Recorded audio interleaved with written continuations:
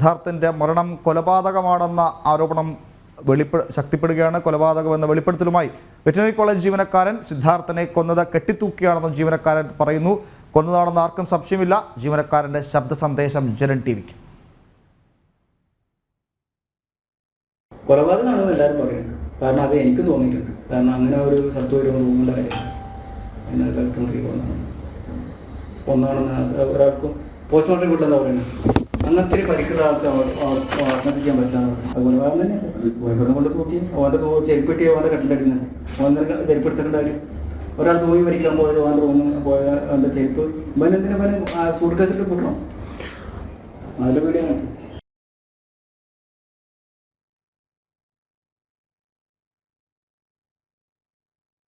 വിവരങ്ങളുമായി ശ്രീത്ത്, ഈ കൊലപാതകമാണ് എന്ന കാര്യത്തിൽ SFIക്കും CPMനും പോലീസിനും അല്ലാതെ വേറെ ആർക്ക് സംശയമൊന്നും ഉണ്ടായിരുന്നില്ല. സിദ്ധാർത്ഥിൻ്റെ കുടുംബാംഗങ്ങളും മറ്റു വിദ്യാർത്ഥി സംഘടനകളും ഒക്കെ ആവർത്തിച്ചു പറഞ്ഞത് ഇത് മരണമല്ല, കൊലപാതകം തന്നെയാണ്, പിന്നിൽ SFI ക്രിമിനലുകളാണ് എന്ന്.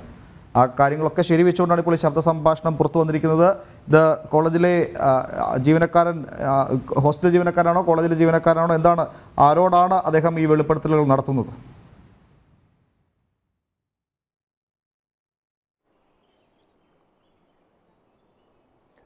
ഉമേഷ്, ഇത് 2 വർഷമായി ആ കോളേജിൽ ജോലി ചെയ്യുന്ന ഒരു ജീവനക്കാരനാണ്. ആ ജീവനക്കാരനാണ് ഇത്തരത്തിൽ ഇതുമായി ബന്ധപ്പെട്ട് വലിയ നിർണായകമായ ഒരു വെളിപ്പെടുത്തൽ നടത്തിയിരിക്കുന്നത്. മുൻപ് തന്നെ ഈ കുടുംബം ആരോപിച്ചതിന് സമാനമായ രീതിയിൽ തന്നെയാണ് ആ കോളേജിൽ നിന്നിലെ ജീവനക്കാരൻ തന്നെ ഇത്തരത്തിലുള്ള വിവരങ്ങൾ വെളിപ്പെടുത്തുന്നത്. ഇതുമായി ബന്ധപ്പെട്ട് ഇയാൾ പറയുന്നത് മരണവുമായി ബന്ധപ്പെട്ട് സംശയമില്ല. കാരണം ഇയാൾ ഈ കോളേജിൻ്റെ ഹോസ്റ്റലിന് സമീപത്തേക്കായിരുന്നു ഒരു 2 ദിവസം കഴിഞ്ഞ് പോകുമ്പോഴായിരിക്കും ഈ വിവരം അറിയുന്നത്.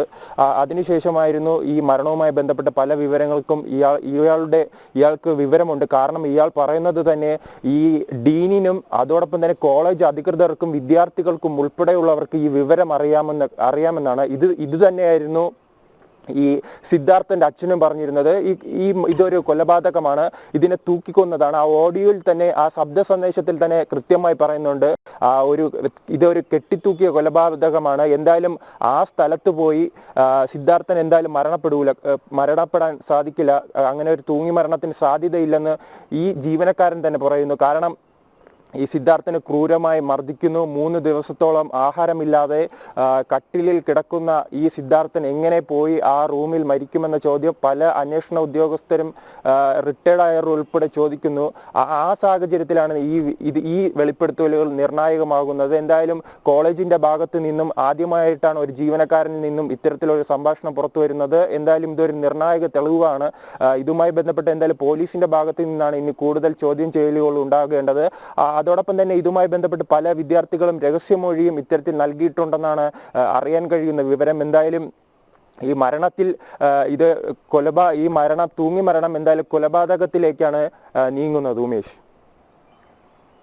അതിന് ഈ ശബ്ദ സംഭാഷണം ഇപ്പോൾ ജനൻ ടിവിയാണ് പുറത്തുവിടുന്നത്. ഈ കാര്യത്തിൽ എന്തെങ്കിലും പ്രതികരണങ്ങൾ തേടിയിരുന്നു കോളേജ് അധികൃതരുടെ? ഡീൻ ഉൾപ്പെടെ ആവർത്തിച്ച് പറഞ്ഞുകൊണ്ടിരിക്കുന്നത് ഇതിൽ യാതൊരു കുഴപ്പങ്ങളുമില്ല, മാത്രമല്ല ഈ മരണക്കാര്യത്തിൽ മറ്റ് ചർച്ചകളിലേക്ക് വിദ്യാർത്ഥികൾ പോകരുതെന്ന് ഡീൻ വിദ്യാർത്ഥികൾ യോഗം വിളിച്ചു പറയുന്നു. അങ്ങനെയെങ്കിൽ ഇത് എല്ലാവരും കൂടി അറിഞ്ഞുകൊണ്ട് ഉള്ള ഒരു കുറ്റകൃത്യം, അല്ലെങ്കിൽ ആരൊക്കെ ഇത് മറച്ചു വെക്കാൻ ശ്രമിക്കുന്നു, അങ്ങനെയാണോ? ഏതെങ്കിലും തരത്തിലുള്ള പ്രതികരണം ഇതുമായി ബന്ധപ്പെട്ട ഉദ്യോഗസ്ഥരുടെ ഭാഗത്തു നിന്നോ കുട്ടികളുടെ ഭാഗത്തുനിന്നൊക്കെ ഉണ്ടായിട്ടുണ്ടോ ഈ ശബ്ദ സംഭാഷണത്തിനെ തുടർന്ന്?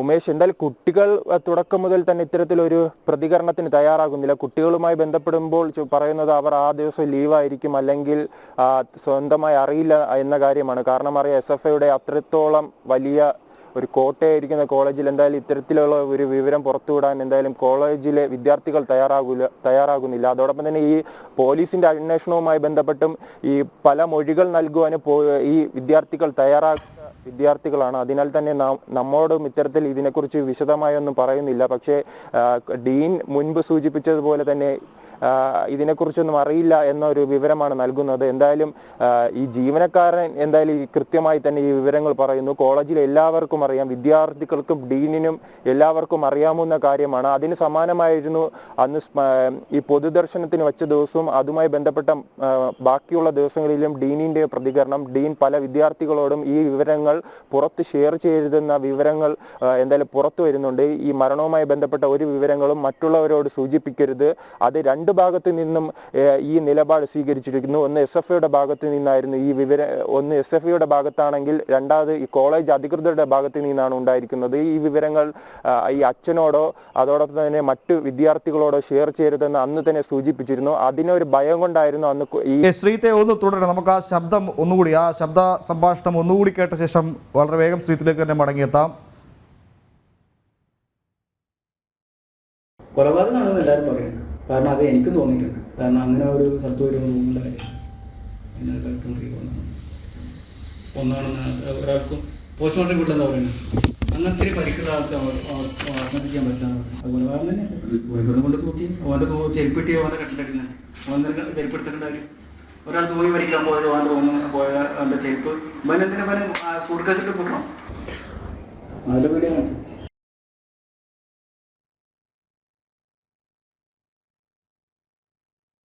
ശ്രീത, ശബ്ദ സംഭാഷണത്തിൽ ഏറെക്കുറെ കാര്യങ്ങൾ വ്യക്തമാണ്. കൊന്നുകെട്ടി തൂക്കിയതാണ്, അതിൽ ആർക്ക് സംശയമൊന്നും വേണ്ട എന്ന തരത്തിലൊക്കെ ജീവനക്കാരൻ വെളിപ്പെടുത്തുമ്പോൾ അത് സ്വാഭാവികമായും നേരിട്ട് അദ്ദേഹത്തിന് അറിയാവുന്ന കാര്യങ്ങൾ അല്ലെങ്കിൽ ദൃക്സാക്ഷിയായിരുന്ന കാര്യങ്ങളൊക്കെ തന്നെയാണ് അദ്ദേഹം അങ്ങനെ പങ്കുവെക്കുന്നത്. എന്ത് ഞെട്ടിപ്പിക്കുന്ന വിവരങ്ങളാണ് ശ്രീത്തെ ഓരോ ദിവസം കഴിയുമ്പോഴും ആ ക്യാമ്പസിൽ നിന്ന് പുറത്തു വരുന്നത്?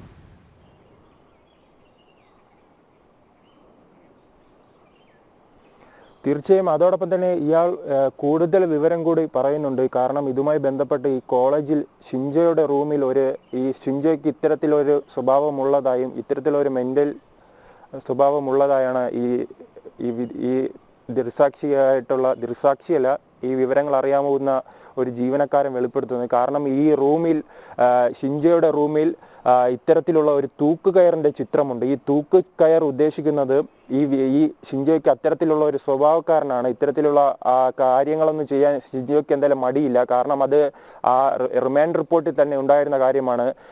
ഈ സിദ്ധാർത്ഥനെ വെറും ഇടിച്ച് ഈ കാലിൽ ഉപയോഗിച്ച് കിക്ക് ചെയ്യുന്ന രീതിയിൽ അത്തരത്തിൽ മരണത്തിലേക്ക് എത്തിക്കുന്ന രീതിയിലുള്ള മർദ്ദനങ്ങൾ വിദ്യാർത്ഥികൾ തന്നെ കണ്ടിരുന്നു. അതിനുശേഷമായിരുന്നു ഇത്തരത്തിലുള്ള ഈ മരണത്തെക്കുറിച്ചുള്ള വിവരങ്ങൾ പുറത്തു വരുന്നത്. എന്തായാലും ആത്മഹത്യയിലേക്ക് എത്തിച്ചത് ഈ ഷിൻജോയുടെയും സുഹൃത്തുക്കളുടെ മർദ്ദനമാണ്. മറ്റു മാർഗങ്ങളില്ലാതെ ഷിൻജോയ്ക്ക് എന്തായാലും മരണത്തിലേക്ക് എത്തിയാലേ കഴിയുകയെന്ന് ഈ പോലീസിന്റെ റിമാൻഡ് റിപ്പോർട്ടിൽ തന്നെ പറയുന്നു. അത് ആ സാഹചര്യത്തിൽ എന്തായാലും ഇത് കൊലപാതകത്തിലേക്ക് തന്നെയാണ് ചൂണ്ടിക്കാട്ടിക്കുന്നത്. അതോടൊപ്പം ഷിൻജോയോടും അതോടൊപ്പം മറ്റു പ്രതികൾക്കും ഇതിൽ പങ്കുള്ളതായും അവർ ഇത്തരത്തിൽ മുൻപും ഈ പ്രശ്നക്കാരായിരുന്നതായും ഈ അവിടുത്തെ ജീവനക്കാരൻ ഈ 2 വർഷമായി അവിടെ ജോലി ചെയ്യുന്ന ഒരു ജീവനക്കാരൻ വെളിപ്പെടുത്തുന്നുണ്ട്. ഉമേഷ്, ശ്രീതി, ജീവനക്കാരനോട് വ്യക്തിപരമായി ശ്രീത്തിന് സംസാരിക്കാൻ എന്തെങ്കിലും കഴിഞ്ഞിട്ടുണ്ടോ? അതല്ലെങ്കിൽ വിദ്യാർത്ഥികൾ വഴി ലഭിച്ച സന്ദേശമാണോ ഇത്? ഏതെങ്കിലും തരത്തിൽ ക്യാമറയ്ക്ക് മുൻപിൽ പരസ്യമായി പ്രതികരിക്കാൻ എന്തായാലും വിദ്യാർത്ഥികളോ ജീവനക്കാരനൊന്നും തയ്യാറാകില്ല. വ്യക്തിപരമായി ഏതെങ്കിലും തരത്തിൽ ഇവരോട് സംസാരിക്കാൻ കഴിഞ്ഞിട്ടുണ്ടോ?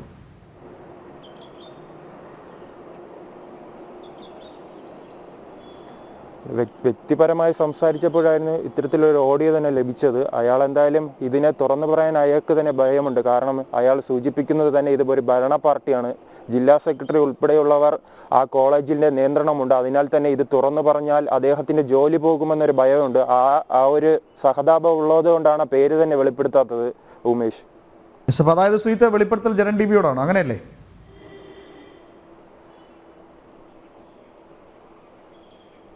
അതെ, ഇത് നമുക്ക് കിട്ടിയ ഒരു ഓഡിയോ സന്ദേശമാണ്. എന്തായാലും വരും ദിവസങ്ങളിൽ ഇതുമായി ബന്ധപ്പെട്ട് ബാക്കി മറ്റു ചാനലുകളിലും ഇതിലുമായി ബന്ധപ്പെട്ട് ദൃശ്യങ്ങൾ വരാനും സാധ്യതയുണ്ട്. ഇതിന്റെ വിഷ്വലുമായി പുറത്തു വരാനുള്ള സാധ്യതയുമുണ്ട്. ഉമേഷ്, ശ്രീത്തെ ഈ ശബ്ദ സംഭാഷണം പുറത്ത് സംസാരിച്ച വ്യക്തി ശ്രീത്തിനോട് പറഞ്ഞ അല്പം ശ്രീത്ത് തന്നെ പറഞ്ഞ വാക്കുകളാണ്.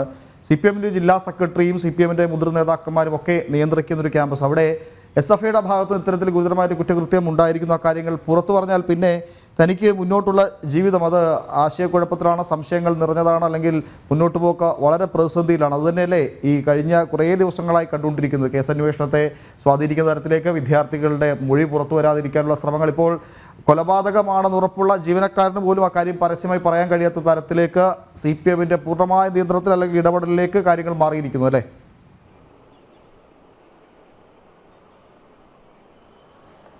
തീർച്ചയായും അത് നാം 2 ദിവസം മുൻപ് തന്നെ അത്തരത്തിലൊരു വാർത്ത പുറത്തുവിട്ടിരുന്നു. ആ കോളേജിന്റെ പൂർണ്ണമായ നിയന്ത്രണം ഗഗാറിൻ സി പി എമ്മിന്റെ ജില്ലാ സെക്രട്ടറി ഗഗാറിന്റെ സഹോദരപുത്രനായ രമേശനാണ്. അയാളായിരുന്നു ആ കോളേജിൽ ഒരു സ്റ്റോർ നടത്തി പൂർണ്ണമായ ആ കോളേജിന്റെ നിയന്ത്രണം ഏറ്റെടുത്തിരിക്കുന്നത്. അതിനാൽ തന്നെയാണ് ആ വിദ്യാർത്ഥികൾ ഭയപ്പാടിലായിരുന്നു. അതുകൊണ്ട് തന്നെയാണ് ഈ കോളേജുമായി ബന്ധപ്പെട്ട ആദ്യ വാർത്ത വന്നപ്പോൾ തന്നെ കൽപ്പറ്റ DOSP സജീവൻ സൂചിപ്പിച്ചതും ഈ കാര്യമാണ്. വിദ്യാർത്ഥികളെല്ലാം ഭയപ്പാടിലാണ്, തങ്ങൾക്ക് പോലും വിവരങ്ങൾ നൽകുന്നില്ല. പിന്നെ അവരെ പറഞ്ഞു മനസ്സിലാക്കിയാണ് ഇത്രയെങ്കിലും വിവരം നേടാൻ കഴിഞ്ഞത് എന്ന രീതിയിൽ ആദ്യം തന്നെ ഈ DOSP സജീവൻ ഉൾപ്പെടെയുള്ളവർ പ്രതികരിച്ചിരുന്നു. എന്തായാലും വലിയ ഭയപ്പാടിലാണ് വിദ്യാർത്ഥികൾ. കാരണം ഇന്നലെ കോളേജ് അടച്ചിട്ടുണ്ട്. അതിനുശേഷം പല വിദ്യാർത്ഥികൾ വീട്ടിലേക്ക് സഞ്ചരിക്കുമ്പോൾ ഇതിനെക്കുറിച്ച് വിവരം തേടുമ്പോൾ പോലും അവർ ഭയപ്പാടിലാണ്. അവർ പ്രധാനമായി പറയുന്നത് ആ കോളേജിൽ അന്ന് ഉണ്ടായിരുന്ന വിദ്യാർത്ഥികളോട് തന്നെ ഈ വിവരം ചോദിക്കുമ്പോൾ അവർ അന്ന് പറയുന്ന കാര്യം അന്ന് ആ കോളേജിൽ അവർ ലീവായിരുന്നു, അല്ലെങ്കിൽ കോളേജിലേക്ക് എത്തിയില്ല, അത്തരത്തിലുള്ള വിവരങ്ങളാണ്. അതോടൊപ്പം തന്നെ ഇതുമായി മരണത്തിന് ശേഷം ഈ പല വാട്സപ്പ് ഗ്രൂപ്പുകളിലും ഈ ചാറ്റുകൾ നടന്നിട്ടുണ്ട്. ഈ സിദ്ധാർത്ഥിനെ ക്രൂരമായി മർദ്ദിച്ചതാണെന്നും കൊലപാതകം നടത്തിയതുമായുള്ള പല വിവരങ്ങളും ഈ വിദ്യാർത്ഥികൾ തമ്മിൽ പരസ്പരം ഗ്രൂപ്പുകളിൽ ചാറ്റ് ചെയ്തിട്ടുണ്ട്. എന്നാൽ ഈ വിവരങ്ങളൊന്നും മാധ്യമങ്ങളോടോ പോലീസിനോടോ പറയാൻ ഈ വിദ്യാർത്ഥികൾക്ക് ഭയപ്പാടാണ്. അത് അവരെ കുറ്റം പറയാൻ കഴിയില്ല. കാരണം 3-5 വർഷവും ഈ കോളേജിൽ പഠിക്കാൻ വരുന്ന വിദ്യാർത്ഥികളാണ്. പക്ഷെ അവരെ ഈ പൂർണ്ണമായും ഭയപ്പെടുത്തുന്ന രീതിയിലാണ് ഈ CPMന്റെ SFIയുടെ നേതാക്കൾക്ക് പ്രതികരണം. കാരണം ഈ ഒരാഴ്ച മുമ്പായിരുന്നു ഈ കോളേജിൽ SFIയുടെ കോടതി ഉണ്ടെന്നും ഈ കോടതിയാണ് വിചാരണ നടത്തുന്നതെന്ന രീതിയിലുള്ള വിവരങ്ങൾ പുറത്തു പറഞ്ഞ DOSP സമീപത്തെ കൽപ്പറ്റയിലെ കോടതിയിലേക്ക് എത്തിയപ്പോൾ മുൻ MLA ആയിരുന്ന ശശീന്ദ്രൻ അവിടെ എത്തി കോടതിയുടെ മുന്നിൽ വെച്ചാണ് ചൂടായി ഇത്തരത്തിൽ ചോദിക്കുന്നത്. താൻ ആരാ ഇതിനെക്കുറിച്ച് പറയാൻ, താൻ എങ്ങനെയാണ് ഈ വിവരം അറിഞ്ഞ രീതിയിലുള്ള DOSPയെ പോലും ഭയപ്പെടുത്തുകയാണ് ചെയ്തത്. അതിനുശേഷമായിരുന്നു പിറ്റേ ദിവസം ഈ DOSP ഈ മാധ്യമങ്ങളോട് പറഞ്ഞത് ഞാൻ ഇത്തരത്തിലുള്ള വിവരം പറഞ്ഞിട്ടില്ല. പക്ഷേ ഈ FIR പോലും ഇത്തരത്തിൽ പറയുന്നുണ്ട് ആ കോളേജിൽ അലിഖിത നിയമം ഉണ്ടെന്ന്. ആ അലിഖിത നിയമം എന്ന് ഉദ്ദേശിച്ചത് ഇത്തരത്തിലാണ്, SFIയുടെ നിയമമാണ്. അവിടെ SFIക്കാരാണ് തീരുമാനിക്കുന്നത്. അവിടെ ആ കോടതിയിൽ തീരുമാനിക്കും, അവർ വിചാരണ ചെയ്യും, ആ കോടതിയിൽ ശിക്ഷ നടപ്പിലാക്കും. അത്തരത്തിൽ DOSP പോലും ഭയപ്പെടുത്തുന്ന ഒരു സംഘടനയ്ക്ക് എന്തായാലും വിദ്യാർത്ഥികളെ കൈകാര്യം ചെയ്യാൻ വളരെ എളുപ്പമായിരിക്കും. ഉമേഷ്. യെസ്, തീർച്ചയായും കഴിഞ്ഞ ദിവസം CPMന്റെ ജില്ലാ സെക്രട്ടറി ഉൾപ്പെടെ പറഞ്ഞതും അതുതന്നെയാണ്. ഈ സിദ്ധാർത്ഥ് SFIയുടെ സജീവ പ്രവർത്തകനായിരുന്നു. അതുകൊണ്ട് കൊലപാതകത്തിന് അല്ലെങ്കിൽ മരണത്തിന് പിന്നിലെ ദുരൂഹത എന്താണെന്ന് തെളിയിക്കണം എന്നൊക്കെ വാചകമടിക്കുന്ന CPM ആണ് അല്ലെങ്കിൽ SFI ആണ് ഇത്തരത്തിൽ കുട്ടികളെ ഭീഷണിപ്പെടുത്തുന്നത്. ആരെങ്കിലും ജീവനക്കാർ മൊഴി നൽകാനുണ്ടെങ്കിൽ അല്ലെങ്കിൽ അതിന് തയ്യാറാകുന്ന ആരെങ്കിലും ഉണ്ടെങ്കിൽ അവരെ ഭീഷണിപ്പെടുത്തുക. തങ്ങൾക്കെതിരായ ഒരു ചെറിയ ശബ്ദം പോലും ക്യാമ്പസിന് പുറത്തേക്ക് വരരുത്. അതിന് എല്ലാ തരത്തിലുള്ള ചട്ടക്കൂടും സംഘടനകളെ സൃഷ്ടിക്കുന്നു. സ്വയം നിശ്ചയിച്ച അലിഖിത നിയമപ്രകാരമേ കാര്യങ്ങൾ മുന്നോട്ട് കൊണ്ടുപോകാൻ സാധിക്കുകയുള്ളൂ. നമുക്ക് അല്പസമയം മുമ്പ് നമ്മൾ പറഞ്ഞ പോലെ തന്നെ ഈ മരണം സംഭവിച്ച ഏതാനും സമയത്തിനുള്ളിൽ തന്നെ ഡീൻ വിളിച്ചു ചേർത്ത കുട്ടികളുടെ ജീവനക്കാരുടെ യോഗത്തിൽ പറഞ്ഞത് ഈ മരണത്തിൻ്റെ കാര്യം അത് കൊലപാതകമാണ്, ആത്മഹത്യയാണെന്ന കാര്യത്തിൽ ആർക്കും സംശയമൊന്നും വേണ്ട, മറ്റു ചർച്ചകളിലേക്ക് പോകരുത്. അത് മലയാളം അറിയാത്ത വിദ്യാർത്ഥികൾക്ക് അവർക്ക് അറിയുന്ന ഭാഷയിലൊക്കെ പറഞ്ഞു പഠിപ്പിക്കാൻ ഡീൻ ഉൾപ്പെടെയുള്ള ആളുകൾ വളരെ വലിയ തോതിൽ ശ്രമിക്കുന്നു. ഇതൊക്കെ CPMന്റെ SFIയുടെ ഒക്കെ ഇടപെടലായി തന്നെ കാണേണ്ടിയിരിക്കുന്നു അല്ലേ?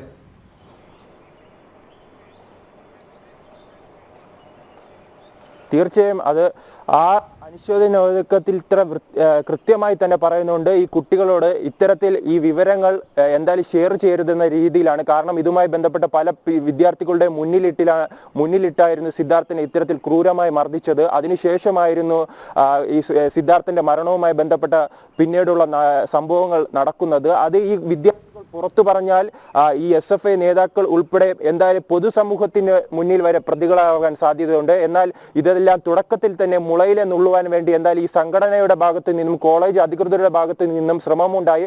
ആ ഭയത്താലായിരുന്നു വിദ്യാർത്ഥികൾ ഈ മാധ്യമങ്ങളോടും അതോടൊപ്പം തന്നെ പോലീസ് അധികൃതരോടും ഇത്തരത്തിലുള്ള വിവരങ്ങൾ വെളിപ്പെടുത്താത്തത്. ഉമേഷ്.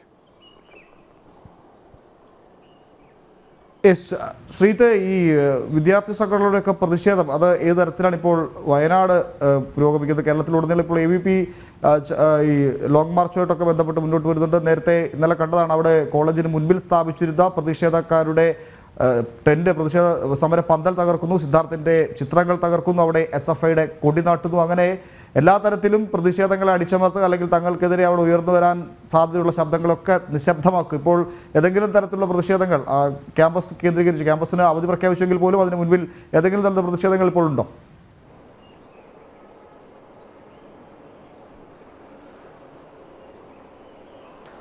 എന്തായാലും കോളേജിൽ അവധി പ്രഖ്യാപിച്ചതിന് ശേഷം കൽപ്പറ്റയിലേക്കാണ് സമരം മാറിയിരിക്കുന്നത്. കൽപ്പറ്റയിലെ ഇത്തരത്തിൽ കളക്ടറേറ്റിലേക്കാണ് ഇന്നും സമരമുണ്ട്. ഇന്ന് BJPയുടെ നേതൃത്വത്തിലാണ് 10 മണിയോടെ ഇത്തരത്തിലുള്ള മാർച്ച് നടക്കുന്നത്. കൃഷ്ണദാസാണ് ആ പരിപാടിയുടെ ഉദ്ഘാടനമായി വരുന്നത്. അത്തരത്തിൽ BJPയും കോൺഗ്രസും ഉൾപ്പെടെയുള്ള പ്രതിപക്ഷ പാർട്ടികളും അതോടൊപ്പം തന്നെ ഈ വിദ്യാർത്ഥി പ്രസ്ഥാനങ്ങളും വലിയ പ്രതിഷേധവുമായാണ് മുന്നോട്ട് പോകുന്നത്. കാരണം ഇതുമായി ബന്ധപ്പെട്ട് ഈ CPMന്റെ തരത്തിലുള്ള വലിയ വെല്ലുവിളികളും വലിയ പ്രതിഷേധങ്ങളുമെല്ലാം നിലവിലുണ്ടായിരുന്നു. അന്ന് വൈകുന്നേരം തന്നെ ഈ മാധ്യമങ്ങൾ ഉൾപ്പെടെ ആ ഒരു 2 മണിക്കൂർ ഇത്തരത്തിലുള്ള ഒരു പ്രോഗ്രാമിൽ 20 മിനിറ്റോളം ഈ മാധ്യമങ്ങളെ കുറ്റപ്പെടുത്താനാണ്, ഓരോ ചാനലായി എടുത്തു പറഞ്ഞ് കുറ്റപ്പെടുത്തുവാനാണ് എന്തായാലും ഈ ശ്രമങ്ങൾ നടന്നിരിക്കുന്നത്.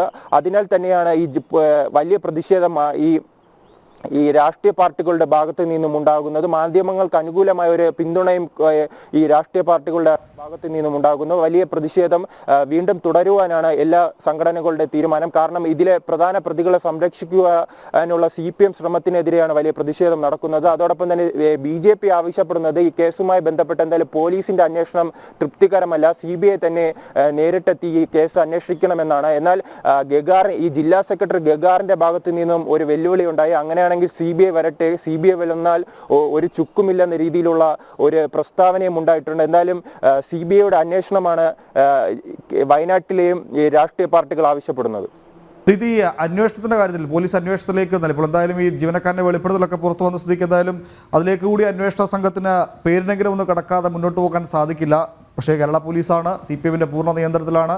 CPM പ്രവർത്തകരെക്കാൾ കൂടുതൽ പാർട്ടിയുടെ ആത്മാർത്ഥതയുള്ള പോലീസ് ഉദ്യോഗസ്ഥരാണ് പലപ്പോഴും പലയിടങ്ങളിലും ഉള്ളത്. പ്രത്യേകിച്ച് ഇപ്പോൾ കേസ് അന്വേഷിക്കുന്ന DYSPക്കെതിരെ പോലും ഗുരുതരമായ ആരോപണങ്ങൾ അത്തരത്തിൽ ഉയരുന്നുണ്ട്. അതൊന്ന് മാറ്റിവെച്ചാൽ പോലീസ് അന്വേഷണത്തിൻ്റെ ഒരു പുരോഗതി എങ്ങനെയാണ്? പ്രത്യേകിച്ച് നേരത്തെ പുറത്തുവന്ന വാർത്തകൾ ശരിവെച്ചാൽ അവിടെ ഈ ഹോസ്റ്റലിൽ ഫോറൻസിക് വിഭാഗത്തിൻ്റെ പരിശോധന കാര്യക്ഷമമായി നടന്നില്ല. മാത്രമല്ല ഈ കുറ്റകൃത്യം നടന്നു എന്ന് പറയുന്ന 21-ാം നമ്പർ റൂം അത് സീൽ ചെയ്ത് പരിശോധിക്കുന്ന നടപടികളിൽ വലിയ വീഴ്ച പോലീസിൻ്റെ ഭാഗത്തുനിന്ന് വന്നു. ഒപ്പം സിദ്ധാർത്ഥനെ മരിച്ചവരിൽ കണ്ടെത്തിയ സമയത്തുണ്ടായിരുന്ന കഴുത്തിൽ കുരുങ്ങിയിരുന്ന ആ തുണി കൃത്യസമയത്ത് അവിടേക്ക് ആശുപത്രിയിലേക്ക് എത്തിച്ചിരുന്നില്ല. മാത്രമല്ല ഈ മൃതദേഹം അഴിച്ചു കൊണ്ടുപോയത് ഈ പ്രതിപ്പട്ടികയിലുള്ള ചില വിദ്യാർത്ഥികളാണ്. അങ്ങനെ ഗുരുതരമായ ആരോപണങ്ങൾ പോലീസിനെതിരെ ഉയരുമ്പോൾ തെളിവെടുപ്പല്ലാതെ മറ്റെന്തെങ്കിലും തരത്തിലുള്ള അന്വേഷണങ്ങൾ മുന്നോട്ട് കൊണ്ടുപോകുന്നുണ്ടോ? മാത്രമല്ല ഈ പോസ്റ്റ്മോർട്ടം റിപ്പോർട്ടിൽ പറയുന്ന പോലെ ക്രൂരമായ മർദ്ദനത്തിനിരയാക്കിയ കേബിളുകൾ മാത്രമാണ് കണ്ടെത്തിയിരിക്കുന്നത്.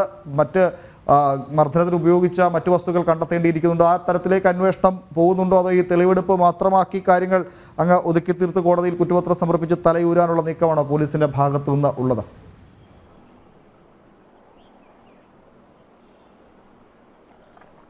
തീർച്ചയായും ഉമേഷ് സൂചിപ്പിച്ചതുപോലെ തന്നെ സാഹചര്യമാണ് നിലവിലുണ്ടായിരിക്കുന്നത്. അത്തരത്തിൽ മൊഴിയെടുപ്പ് കഴിഞ്ഞു. ഇനി ഒരു കുറ്റപത്രം സമർപ്പിച്ച് ഈ കുറ്റവാളികളെ രക്ഷിക്കുന്ന രീതിയിലേക്കാണ് എന്തായാലും പോലീസിന്റെ നിലപാട്. കാരണം ഈ നിയമവിദഗ്ധരെല്ലാം ചൂണ്ടിക്കാട്ടുന്നത് പോലെ ഈ പല വിദ്യാർത്ഥികളും ഈ പ്രതികൾക്കെതിരെ മൊഴി നൽകിയിട്ടുണ്ട്. എന്തായാലും ആ മൊഴി ഈ വിദ്യാർത്ഥികൾ തന്നെ ഭയപ്പെടുത്തി മാറ്റി പറയാനുള്ള സാഹചര്യമുണ്ട്. അതിനാൽ തന്നെ ഈ മജിസ്ട്രേറ്റിന് മുന്നിൽ എത്തിച്ച് ഈ വിദ്യാർത്ഥികളുടെ രഹസ്യമൊഴി രേഖപ്പെടുത്തുവാൻ എന്തായാലും പോലീസ് തയ്യാറാകുന്നില്ല. അത്തരത്തിലുള്ള നടപടികളാണ് പല നിയമവിദഗ്ധരും ആവശ്യപ്പെടുന്നത്. എന്നാൽ അതിന് പോലീസ് തയ്യാറാകുന്നില്ല. അതോടൊപ്പം തന്നെയാണ് ഉമേഷ് നേരത്തെ സൂചിപ്പിച്ചതുപോലെ തന്നെ ഇതിന്റെ അടിമുടി വീഴ്ചയായിരുന്നു. കാരണം ഈ വിദ്യാർത്ഥിയുടെ മരണവുമായി ബന്ധപ്പെട്ട് ആ റൂം പോലും സീൽ ചെയ്യാൻ പോലും ഈ പോലീസ് തയ്യാറായിരുന്നില്ല. അതോടൊപ്പം തന്നെ ഇത് പോലീസ് ചൂണ്ടിക്കാട്ടുന്നത് ഈ കോളേജ് അധികൃതരുടെ ഭാഗത്ത് നിന്ന് വീഴ്ചയുണ്ടായി, അവർ അറിയിക്കാൻ വൈകി, അതിനാലാണ് തുടക്കഘട്ടത്തിൽ അവിടെ എത്താത്തതെന്ന് പോലീസ് വ്യക്തമാക്കുമ്പോൾ എന്തായാലും ഇതുമായി ബന്ധപ്പെട്ട് വലിയ വീഴ്ചകളാണ് സംഭവിച്ചിരിക്കുന്നത്. കൂടുതൽ അന്വേഷണം വേണമെന്നാണ് നിലവിൽ